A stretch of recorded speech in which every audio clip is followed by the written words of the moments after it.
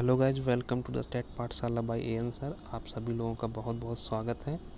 संस्कृत की पहले क्लासों हमने माहेश्वर सूत्र, प्रत्याहार और संस्कृत वर्णमाला के बारे में जाना था। इसके बाद हमने संस्कृत वर्णमाला के बाद कहा था कि आपको उसके वर्णों के उच्चारण के बारे में पढ़ाएंगे। तो आज हम लोग वर्णों के उच्चारण के बारे में पढ़ेंगे। लेकिन इन वर्णों के उच्चारण पढ़ने से पहले हम जो पिछली वीडियो हैं उनको गाइज आप लोग देख लीजिए, जो आपको आगे की वीडियो के लिए हेल्पफुल रहेगी समझने के लिए। पहले माहेश्वर सूत्र, प्रत्याहार और वर्णमाला की वीडियो देख लीजिए, जिससे आप वर्णों को उच्चारण स्थान को समझने में आसानी रहेगी। तो चलिए आज की वीडियो शुरू करते हैं। संस्कृत वर्णमाला को जो उच्चारण स्थान है वर्णों का, इसके बारे में हम लोग पढ़ते हैं। जो मुख के अंदर स्थान स्थान पर हवा को दबाने से भिन्न भिन्न वर्णों का उच्चारण होता है। मुख्य के अंदर 5 विभाग हैं जिनको स्थान कहते हैं। पाणिनि के अनुसार अगर देखे जाएँ तो उन्होंने उच्चारण स्थान 8 प्रकार के बताए हैं।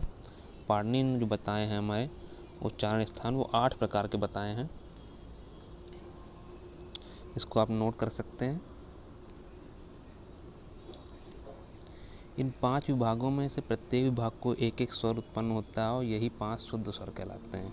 स्वर उसको कहते हैं जो एक ही आवाज़ में बहुत देर तक बोला जा सके। तो क्या है, मेन यही है कि इसमें जो उच्चारण स्थान होते हैं वो हवा के दबाव बदलने पे, जैसे मुंह थोड़ा खोलने पे, कंठ से बोलने पर, तालु द्वारा स्पर्श होने पर, इस प्रकार उच्चारण स्थान इन्हीं को कहते हैं। पाणिनि ने प्रमुख रूप से 8 उच्चारण स्थान बताए हैं जिनके द्वारा स्वर और व्यंजन वर्ण बोले जाते हैं। तो आगे हम लोग बढ़ते हैं, देखते हैं सभी ध्वनियों का उनके उच्चारण स्थान के आधार पर वर्गीकरण। तो सबसे पहले हम लोग कंठ ध्वनियाँ पढ़ते हैं। कंठ ध्वनियाँ क्या होती हैं? इस वर्ग की सभी ध्वनियों का उच्चारण कंठ से होता है। इस वर्ग की ध्वनियाँ कौन कौन सी होती हैं? आ पूरा का वर्ग। का वर्ग में यहाँ आप लोग खा कर लीजिएगा, टाइपिंग मिस्टेक है। का, खा, गा, घा, अंगा, ये आपके व्यंजन हो गए पूरा का वर्ग। और आ, ठीक है, ये आपकी कंठ ध्वनियाँ आ जाती हैं। कंठ ध्वनियाँ क्या होती हैं? जिनका उच्चारण कंठ से होता है।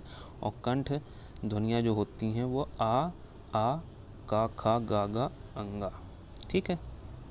पूरा का वर्ग हो गया और छोटा आ बड़ा हो गया, ये आपकी कंठ ध्वनियाँ होगी। तालव्य ध्वनियाँ क्या होती हैं? तालव्य ध्वनियाँ जिन ध्वनियों के उच्चारण में जिह्वा का मध्य भाग तालु से स्पर्श करता हो उन्हें तालव्य ध्वनियाँ कहते हैं। तालव्य ध्वनियों में क्या क्या आते हैं?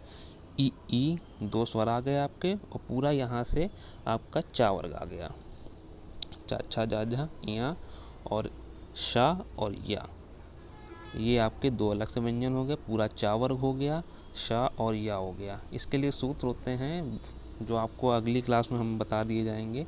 इचुसानाम तालु होता है इसका सूत्र, जिसके अंतर्गत इसकी पूरी टेबल आपको दे देंगे जिससे आपको याद करने में आसानी रहे। सूत्र जो होते हैं आपके टेट के जूनियर जो पेपर आता है उसमें पूछ लिए जाते हैं। तो आगे बढ़ते हैं हम लोग। मूर्धन ध्वनियाँ। मूर्धन ध्वनियाँ क्या होती है? इसके अंतर्गत वे ध्वनियाँ रखी गई हैं जिनका उच्चारण मूर्धा से होता है, जैसे टा, ठा, ड, ढ, ये आपका टा वर्ग हो गया। और इसके बाद शा हो गया, षटकोण वाला। सभी व्यंजन ध्वनियाँ इसमें जो लिखी हैं वो होती हैं, टा, ठा, ड, ढ, ड़ और शा, ये आपके मूर्धन्य ध्वनियाँ में आती हैं। अब दंत ध्वनियाँ क्या होती हैं? जिनके उच्चारण में दांतों का प्रयोग किया जाता है उन्हें दंत ध्वनियाँ कहते हैं, जिसमें ता वर्ग आ जाता है आपका, ता, था, दा, धा, ना, और आपका रा, ला, सा और छा, ये सब व्यंजन जो होते हैं ये आपके दंत में आते हैं। पूरा ता वर्ग आपका आ जाएगा, रा आ जाएगा, ला, सा और छा, ये आपके दंत ध्वनियाँ में आते हैं। इसको नोट कर लीजिए, नहीं तो आप इसका स्क्रीनशॉट भी ले सकते हैं। ओष्ठ ध्वनियाँ क्या होती हैं? जो शब्द से ही पता चल रहा है इसका कि जो ध्वनियाँ दोनों होठों के स्पर्श से उत्पन्न होती हैं उन्हें ओष्ठ ध्वनियाँ कहते हैं, जिसमें आपका पा वर्ग आ जाएगा, पा, फा, ब, भ, मा। आप देख रहे हैं इसमें दोनों होठ एक दूसरे को स्पर्श कर रहे हैं, ये आपकी ओष्ठ ध्वनियाँ में आ जाती हैं। तो ओष्ठ ध्वनियाँ में क्या आ गई? जिसमें दोनों होठ एक दूसरे को स्पर्श कर रहे हों। और हिंदी संस्कृत में जो भी कहा जाए, इसमें पा वर्ग पूरा जो होता है आपके ये ओष्ठ में आ जाता है, ठीक है। चलिए आगे बढ़ते हैं। अनुनासिक ध्वनियाँ। अनुनासिक ध्वनियाँ जो होती है वो स्पर्श जो वर्ण होते हैं हमारे 25, उन्हीं को अनुनासिक वर्ण कहा जाता है। प्रत्येक जो वर्ग होता है, का वर्ग, चा वर्ग, ता वर्ग, टा वर्ग। ये जो आपके वर्ण हो गए पूरे, इसमें 5-5 वर्ण आते हैं। 5 वर्ण जो होते हैं ये सब अनुनासिक बोले जाते हैं। जैसे इसमें अनुनासिक में जो आपके लास्ट वर्ण हो गए हैं वो अनुनासिक में आ जाएंगे। का वर्ग का लास्ट वर्ण क्या होगा आपका? का, खा, गा, घा, अंगा, चा, छा, जा, जा, इया, टा, ठा, डा, ढा, इसमें अंगा हो गया, इसमें या हो गया, इसमें ड़ा हो गया, इसमें ना हो गया। इनमें से प्रत्येक वर्ग की अंतिम ध्वनि अर्थात जो आपको बताया है, ये वर्ग जो होते हैं आपके अनुनासिक ध्वनि कहे जाते हैं। ठीक है, जिस प्रकार से आपके स्पर्श वर्ण कहे जाते थे, स्पर्श वर्ण का आखिरी वर्ण जो होता है हमारा वो अनुनासिक में आता है। अनुनासिक में हम देखते हैं कहीं कहीं पूरे वर्ण लिख दिए जाते हैं हलंत लगा के, और कहीं कहीं इनको चंद्र बिंदु के द्वारा भी दर्शाया जाता है। जैसे लिखा है आगे कि देवनागरी लिपि में अनुनासिकता को चंद्र बिंदु द्वारा व्यक्त किया जाता है, किंतु जब वे स्वर के ऊपर मात्रा हो तो चंद्र बिंदु के स्थान पर केवल बिंदु लगाया जाता है। जैसे आ, ऊ, ए, ओ आदि ये सब जो हैं इनमें केवल बिंदु लगाया गया है। आगे आपने देखा है अनुस्वार भी इसी के अंतर्गत आते हैं। ठीक है, तो क्या हो गया, अनुनासिक ध्वनियाँ जो होती हैं और अनुस्वार जो होते हैं ये नासिका और मुंह दोनों के द्वारा बोले जाते हैं, उन्हें अनुनासिक ध्वनि कहते हैं। मुंह और नाक दोनों के सहयोग से बोले जाते हैं। अनुनासिक में आपके क्या आते हैं? प्रत्येक वर्ग का 5वां वर्ण, का वर्ग, चा वर्ग, ता वर्ग, टा वर्ग, जितने भी हैं सबके आखिरी जो वर्ण होता है पा वर्ग, उनमें सबसे आखिरी वर्ण जो होता है हमारा वो अनुनासिक बोला जाता है। और जो इसमें अनुनासिक में आता है मुंह और नाक के द्वारा जो बोला जाता है, अनुस्वार भी इसी में आता है। अब आगे बढ़ते हैं हम लोग दंतोष्ठ ध्वनि में। दंतोष्ठ ध्वनि में हम लोग देखते हैं जो वर्ण से पता चल रहा है दंत और ओष्ठ दोनों जो बोला जाता है उसको दंतोष्ठ ध्वनि कहते हैं, जिसमें आपका मेनली जो होता है वो वाह होता है। आप लोग फा को इसमें कहीं कहीं लिखा हुआ रहता है, लेकिन काफ़ी जगह जब क्वेश्चन आता है तो उसमें वाह ही माना जाता है, इसलिए आप लोग अभी फा को मत मानिए, वाह के केवल लीजिए। दंतोष्ठ में वाह आता है। फा बताया था आपको, जो होस्ट वर्ड में होता है वो केवल माना जाता है फा में। कहीं कहीं फा दंतोष्ठ में भी गिना जाता है, लेकिन जो मेनली है वो वाह होता है, इसलिए आप लोग वाह ही याद रखिए। अगर पेपर में आए ऑप्शन में तो फा को ओष्ठ में और वाह को दंतोष्ठ में मानिएगा। ठीक है गाइस, आगे बढ़ते हैं। कंठ और तालव्य ध्वनियाँ। कंठ और तालु से मतलब बोले जो जाते हैं, जैसा समझ में आ रहा है इसी शब्द से कि कंठ और तालु जो बोले जाते हैं उनको कंठ तालु कहते हैं। वर्ण जैसे ए हो गया, ए हो गया, या कंठ और तालु से बोले जाते हैं। इसका सूत्र जो होता है ए तो कंठोष्ठम होता है। कंठोष्ठ जो होता है कंठ और ओष्ठ दोनों से बोला जाता है, उनको कंठोष्ठ कहते हैं। जैसे ओ हो गया, आओ हो गया, ये आपके कंठोष्ठ में आते हैं। कंठोष्ठ ध्वनियाँ क्या हो जाती हैं? शब्द में आप लोग ध्यान रखिएगा क्या लिखा है, कंठ ओष्ठ दोनों जो बोले जाते हैं। एक बार बोल के भी देख लीजिएगा तो आसान रहता है, पेपर में आप लोग एक बार ट्राई कर लीजिएगा।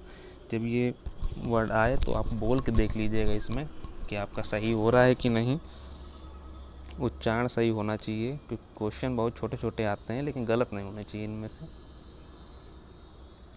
अब जिह्वा मूलक ध्वनियाँ क्या होती हैं? जैसे अरबी फारसी से जो हिंदी में अपनाई गई हैं 3 ध्वनियाँ, उच्चारण जिह्वा के बिल्कुल पीछे के मूल भाग से होता है। जैसे क, ख, ग ऐसे जब बोला जाता है वो, तो उन्हें जिह्वा मूलक ध्वनियाँ कहते हैं।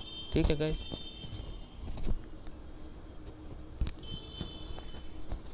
वर्ष ध्वनियाँ क्या होती हैं? वर्ष ध्वनियाँ वो होती हैं जिनके अंतर्गत अरबी फारसी की ज, फ की ध्वनि आती है, उन्हें वर्ष ध्वनियाँ कहते हैं। छोटा सा अंतर है, आप लोग देख लीजिए। जिह्वा मूलक में क, ख, ग ऐसे बोला जाता है, और वर्ष ध्वनि में ज, फ की ध्वनि आती है, अरबी फारसी की है। ठीक है, काकल्य क्या होती है? जिन व्यंजन ध्वनियों को उच्चारण मुख गुहा खुली रहती है और वायु बंद कंठ को खोलकर झटके से बाहर निकलती है, उसे काकल्य ध्वनि कहते हैं। आप देख लीजिए बोल के, जिसमें हिंदी का हा वर्ण आता है काकल में। ये ध्वनि हिंदी में स्वरों की तरह ही बिना किसी अवरोध की उच्चारित होती है, इसलिए कभी कभी बोला जाता है कि अर्ध स्वर जो होता है हमारा हा भी होता है। हाँ, महाप्राण, अघोष, ये सब आपको आगे क्लासों में बताया जाएगा, फिलहाल इसको ही याद करिए। काकल्य ध्वनि क्या होती है। ठीक है गाइज, तो एक बार इसका चार्ट देख लेते हैं क्या होता है जो बताया है, रिवाइज कर लीजिए गाइज। जो कंठ से बोला जाता है, कंठ में आपके स्वर आता है छोटा आ, बड़ा आ, और जो हमारा व्यंजन है पूरा का वर्ग आता है, और ऊष्म में हा और अंगा आता है। ठीक है, ये आपके कंठ में आ गए। तालु में देखा जाए तो छोटी ई, बड़ी ई, चा छा जा झा या पूरा चा वर्ग, अंतस्थ में या और ऊष्म में शा आता है। मूर्धा में देखा जाए इसके बाद तो री आती है, री पूरा टा वर्ग, रा और शा आता है षटकोण वाला। दंत में स्वर में ली आता है, व्यंजन में ता वर्ग आपका पूरा होता है, ता था दा धा ना। अंतस्थ में ला वर्ग, ला वर्ण आता है, और इसके बाद ऊष्म में शा आता है। ओष्ठ की बात करी जाए तो ओष्ठ वर्ण में आपका स्वर में उ और व्यंजन में पा वर्ग पूरा आता है। नासिका की बात करी जाए, अनुनासिक जो वर्ण बताए गए थे, प्रत्येक वर्ग का 5वां वर्ण जन गणनम और अंग ऊपर। कंठ तालु में ए आता है, कंठोष्ठ में ओ आता है, दंतोष्ठ में वा आता है। गाइस ये पूरा चार्ट आपको याद करना पड़ेगा, इसके फॉर्मूले वाला चार्ट आपको प्रोवाइड कर दिया जाएगा, लेकिन फ़िलहाल आप लोग ये बिल्कुल अच्छे से याद कर लीजिए। इससे बहुत क्वेश्चन आते हैं, हिंदी में भी आते हैं और संस्कृत में भी आते हैं, सेम क्वेश्चन बनते हैं। बस संस्कृत में जो जूनियर पेपर होता है उसमें फॉर्मूले लगा के भी पूछ लेते हैं कि इस फॉर्मूले के अंतर्गत कौन कौन से वर्ण आते हैं। तो ये चार्ट बहुत इम्पॉर्टेंट है, इसको बिल्कुल आप लोग याद कर लीजिएगा जितने अच्छे से हो सके। बाकी आपको नेक्स्ट क्लास में बताया जाएगा। Okay guys, thank you so much. Channel को लाइक करिए और सब्सक्राइब करिए अगर पसंद आया हो तो। Okay guys, thank you.